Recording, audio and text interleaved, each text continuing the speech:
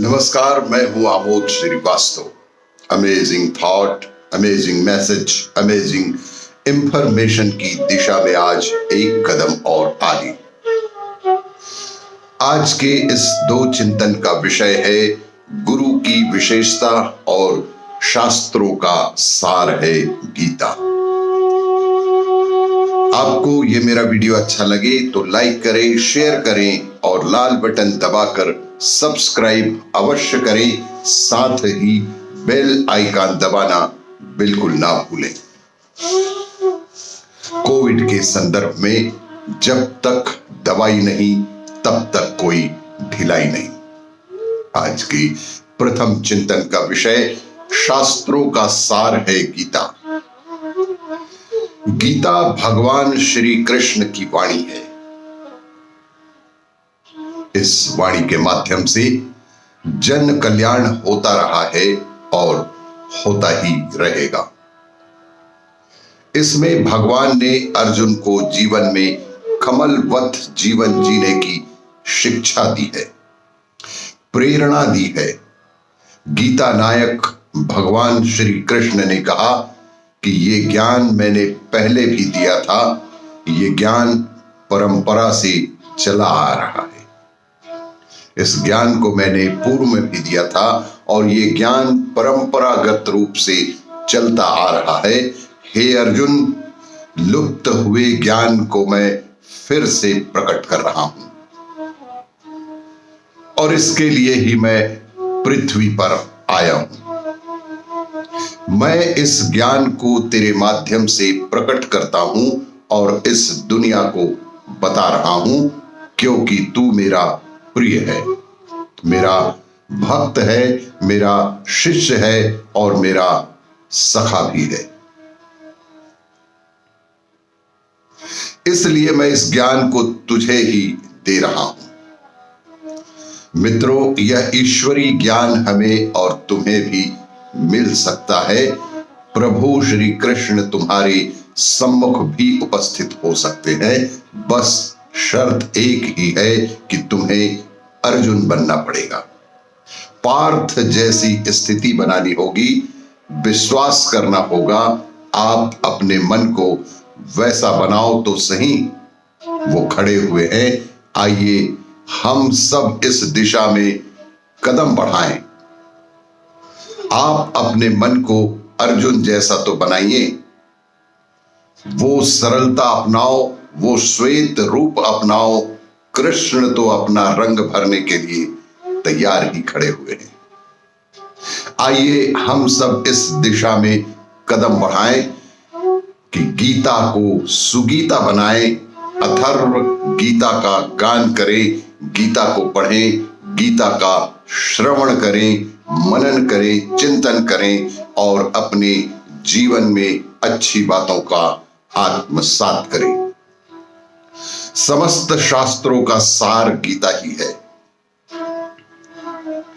गीता जिसके हृदय में ये चार चीजें, गीता, गंगा, गायत्री और गोविंद, ये जो चार गकार हैं, इनको तो हृदय में धारण कर लिया, उसको ही मोक्ष मिलना अवश्यंभावी है। आज के इस दूसरे चिंतन का विषय गुरु की विशेषता।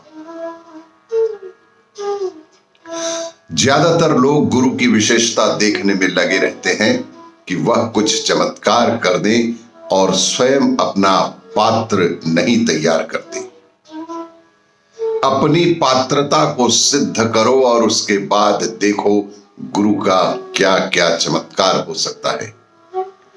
भगवान श्री कृष्ण सखा भी हैं, गुरु भी हैं, प्रभु भी हैं। संजय से प्रश्न पूछते समय धृतराष्ट्र की मनः स्थिति जिज्ञासु की है।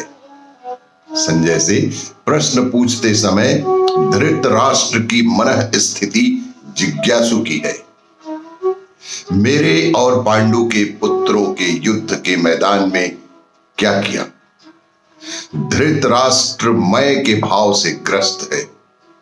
धृतराष्ट्र सदैव की तरह मय के भाव से ग्रस्त है। यह जीवन कर्म क्षेत्र है। इस कर्म क्षेत्र को धर्म क्षेत्र बनाना है। इस जीवन में संघर्ष तो करना ही पड़ेगा, पर संघर्ष हर एक के सम्मुख है और संघर्ष सदैव ही धर्म युक्त होना चाहिए। सांस का सफर जब तक जारी है, संघर्ष चलता रहेगा। कुरुक्षेत्र हर एक के सम्मुख मुंह बाए खड़ा है। हर किसी के जमीन में, हर किसी के जीवन में, हर किसी के मन में संघर्ष है। वे ही लोग संसार में जीवित रहे हैं, वे जातियां ही जीवित रही हैं जो कर्मशील नहीं है। वे जातियां जीवित नहीं रही जो कर्मशील नहीं है। जब तक आप परिश्रम करते रहोगे, संघर्ष करते रहोगे, जीवनी शक्ति आपकी प्रबल होती रहेगी, आगे बढ़ते रहोगे। कहते हैं कि गीता का पाठ साधारण नहीं है। गीता का पाठ बिल्कुल भी साधारण नहीं है। इससे पुण्य की वृद्धि होती है और पापों का नष्ट हो जाता है। विषाद से प्रसाद की ओर चलने का मार्ग गीता है। दुख से प्रसन्नता की ओर चलना है। मरण धर्मा मनुष्य को अमृतमय बनाने का जो संदेश मिला, उसी का नाम भगवत गीता है। भगवान श्री कृष्ण ने कहा कि तुम अपने स्वरूप को पहचानो। भगवान श्री कृष्ण ने स्पष्ट रूप से कहा कि तुम अपने स्वरूप को पहचानो, क्योंकि तुम चैतन्य आत्मा हो। अनित्य है तो यह शरीर और नित्य है तो वह आत्मा। प्रसन्नता कोई दे नहीं जाएगा। प्रसन्नता जीवन जीने के अंदाज से ही आएगी। जीवन जीने के अंदाज सिखाने का जो गुण होता है, उसी को गुरु कहते हैं। और यही गुरु की विशेषता भी होती है कि वे हमें प्रसन्नता से जीवन जीने के अंदाज की जानकारी देते हैं।